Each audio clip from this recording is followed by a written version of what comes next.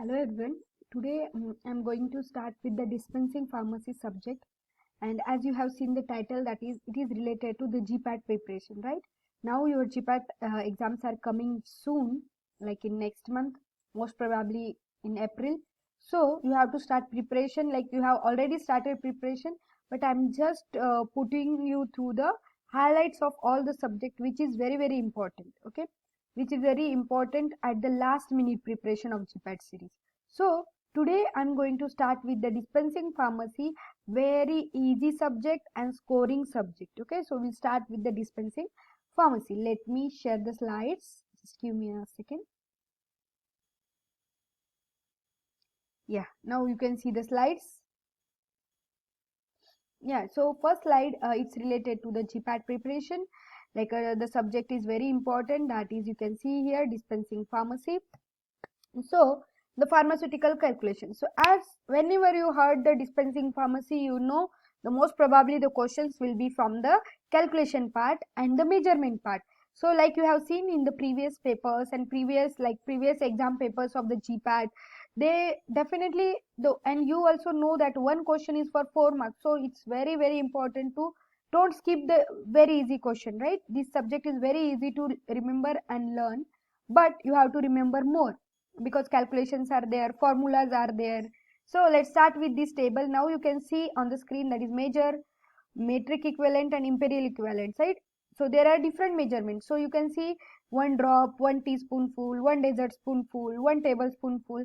Many a times in exam they have asked about the tablespoonful, which is very important. Okay, sorry, which is very important. That is 1 tablespoonful means 15 ml in metric equivalent, and in imperial equivalent that is a 4 fluid dracham. Dracham means these are the measurements in the imperial calculations. Okay, so in I don't think so in dracham they will ask, they will mostly ask in ml only. So remember that you have to prepare this table thoroughly. What is 1 drop? 0.04 ml. What is 1 teaspoonful? 4 ml. Then what is dessert spoonful? That is 8 ml.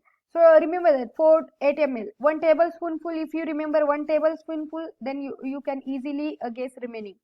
So the middle one you have to remember, that is 1 tablespoonful is equal to 15 ml. Then wine, so you know the wine glass, that is mostly like our cup size, 60 ml. Then 1 teacup full, that is 120 ml. 1 tumbler full, 240 ml. So that is like a double of the previous measurement.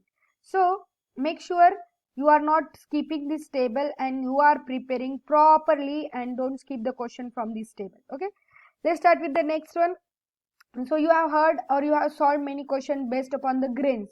So I am just putting the important tables in my slides, so just for your revision sake. Okay, so you know the many times the calculation related to grains and gram, it's little confusing.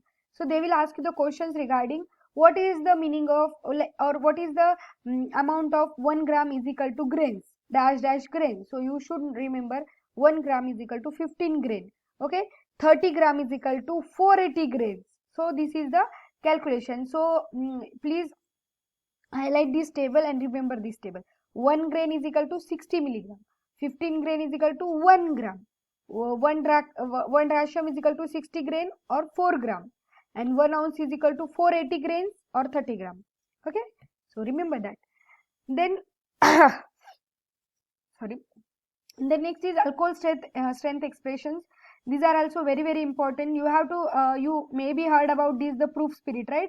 Proof spirit means this is the mixture of absolute alcohol and water. So what you are going to do in this, they will give you the problem to solve. So you have to solve the problem on the basis of the proof spirit which is given.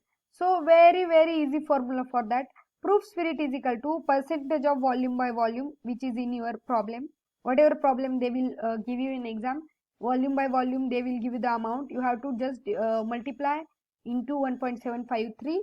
IP and BP means as per Indian and British pharmacopoeia. Okay, and then the next, which is very important, and maybe like I think so in all previous examination they have asked the question about the alligation methods. Okay, you have to calculate the desired concentration. They will give you the higher concentration, lowest concentration, and you have to calculate the desired concentration. Okay, So it's very easy, like in this image I have shown you. Wait, I will just show you how you have to solve the problems related to this. What they have given in this image: highest concentration, lowest concentration, desired concentration. So if highest concentration is 100, lowest concentration is 50, so desired concentration is 30, consider. Then what you have to do: 100 minus 30 is equal to 70. So the parts of lowest concentration are 70. 50 minus 30 is equal to 20. So 20 plus 70 is equal to 90. 70 is equal to 90, right? So likewise you have to solve the problems regarding the alligation methods. It's very easy to solve the problems related to alligation method, and I'm just revising you. I know you have prepared very well regarding that, but don't forget at the time of examination. So just to increase your speed while solving the problems in examination, so I'm just giving you a highlight how to solve. Then you know the posology. So posology, it is related to the child dose calculation, right? So there are 5 formulas mostly, and sometimes they have asked you in examination, what is the formula, what is the meaning of what is the formula for Young's rule. So you should know the child dose calculation: age in years divided by age plus 12 into adult dose. Clark's rule: child dose weight in pound divided by 150 into adult dose.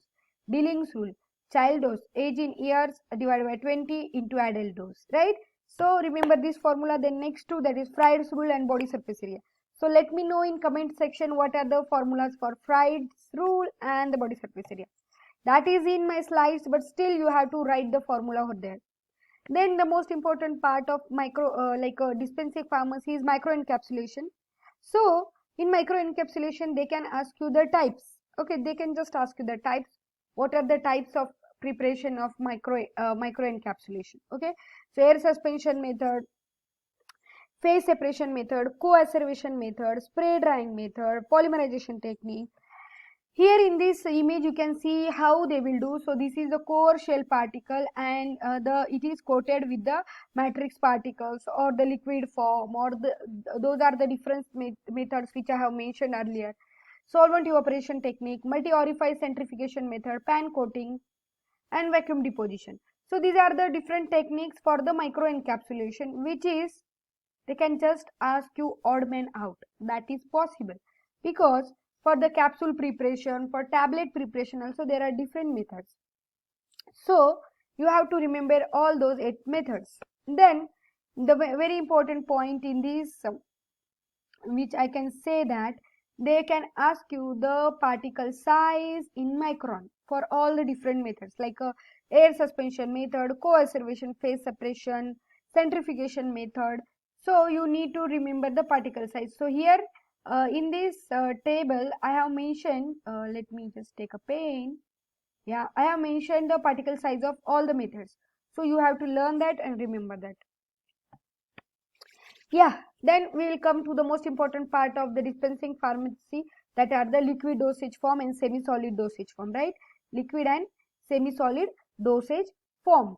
So what are the liquid and semi-solid dosage form? Suspension, emulsion, all those things, ointment and all, creams, paste, jellies. So very easy questions come from this part. So I feel you should not skip the question from this part. Okay, so suspension, flocculated and deflocculated, you know these are the two types. So in flocculated and deflocculated suspension they can ask you only one question, which is that if you have a bottle, like a suspension bottle, just consider this is the bottle in my hand. I will give you very easy example for remembering this flocculated, deflocculated. So you can see the water inside the bottle. If water is considered, that is the suspension. Okay, if we can redisperse that suspension after settling, that means that is a flocculated suspension. If the hard cake is formed and we can't redisperse it, means we can't redisperse those particles, that means that is a deflocculated suspension.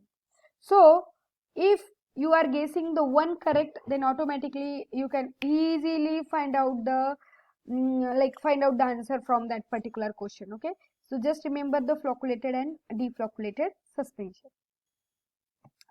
Then here I am just giving you the the most probable questions can come in exam. So don't expect from me, I'm not explaining everything, I'm just giving you quick hints the question can come from, as on the basis of previous question paper. Okay, so while you studying, you can just like give little bit more attention to this on this part. Then settling in suspension, you can see here, this is the very important very important formula, that is, let me take a pen. Stokes formula. Okay, okay. Hmm. Stokes, okay. Stokes formula, that is V is equal to 2 rho P minus rho F gr square divided by mu.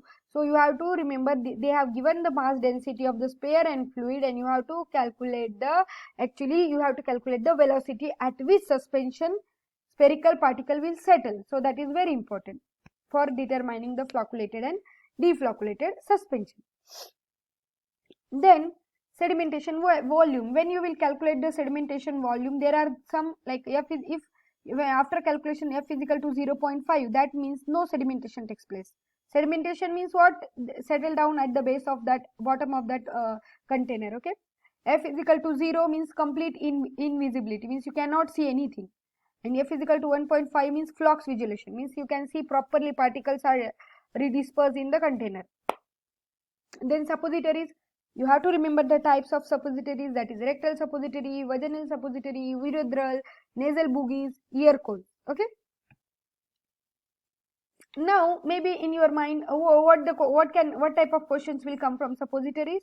So mostly the question can be like comes from suppositories are the basis of, are important from the basis which is used in the suppository preparation. Okay, so that is cocoa butter, aqueous bases, emulsifying bases. So you need to remember all those names. Emulsifying bases, example vitipol, mesipo, mesystyrenium, these are the emulsified. Aqueous bases, glycerinated, soap glycerine, macrogol, these are the aqueous bases. And then ointment. In ointment, ointment is like a semi-solid preparation which is you can apply on the skin and mucous membrane, and it is little thick also, so it will protect covering. So in ointment bases also they can ask you 4 types, and they can ask you the examples, like here you can see oleaginous bases and hydrocarbons, liquid paraffin, petroleum. So in exam they can ask you the question, which is the following is oleaginous base, which one of the following is absorption base. So likewise you have to prepare. Okay, I'm just giving you the hint how to prepare and what are the important points. Then creams, in creams also oil in water, water in oil, water in oil in water. These are the question they can ask you from this. Then what are the remaining solid dose, semi-solid dosage form? Paste, jellies, preservative, poultices, syrups, linctuses, elixir. Then the last and very important many times question can come from the emulsion system, which is the biphagic system. You know, the biphagic system consisting of 2 immiscible liquids, and they don't ask you the definition for sure, but they can ask you the types of emulsion, that is oil in water emulsion, water in oil emulsion, all those types they can ask. So now yeah, thank you for listening, and now I'm going to explain you within 1 minute what is important for examination and what you have to prepare. Okay, so for the dispensing pharmacy, first part, calculations, remember that at least one calculation will be there, like on alligation method or the calculation of proof spirit. Sorry. Then third is on measurement. Then they can ask you questions on the suspension and emulsion types. So please prepare accordingly, and all the very best for your examination. And if you have any question, feel free to put in comment section and I will get back to you. If you need my PPT, put your emails in mailbox in like comment section. I will definitely send you my PPTs in PDF format to you, so you can refer that. And yes, don't do these silly mistakes, because you know one question is for 4 marks, so you have to have solved those questions which is based upon the calculation. So thank you very much for patient listening. If you find anything, like if you feel anything, or if you want to ask me anything regarding the dispensing pharmacy subject, yeah, you can comment me. Thank you very much.